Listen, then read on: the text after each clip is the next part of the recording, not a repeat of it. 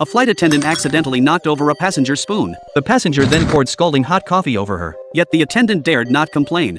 For the passenger was none other than the esteemed Thai princess. But back in the rear cabin, the attendant grew increasingly furious to exact revenge on the princess.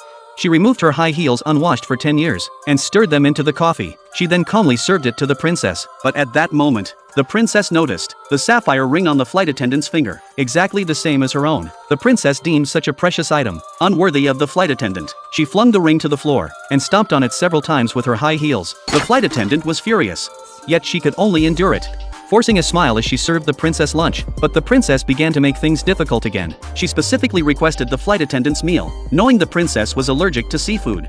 The flight attendant deliberately served shrimp fried noodles. After picking out all the shrimp, she presented it to the princess. Sure enough, after just 2 bites, the princess began coughing violently. The flight attendant feigned concern as the princess, coughing, dashed to the lavatory. Yet when the attendant rose to leave, the princess stood behind her, eyes bloodshot, staring with an eerie glare, still unaware of the gravity.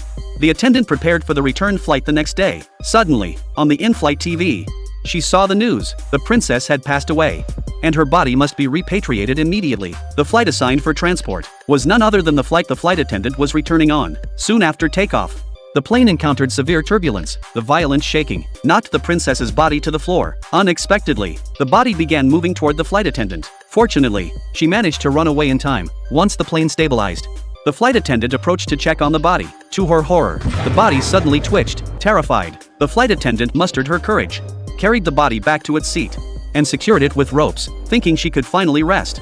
She quickly took a sip of water, but just then, the sound of high heels echoed through the cabin. Fearfully, she approached the princess's seat, only to find the body gone. The flight attendant was utterly terrified. Where on earth had the body gone?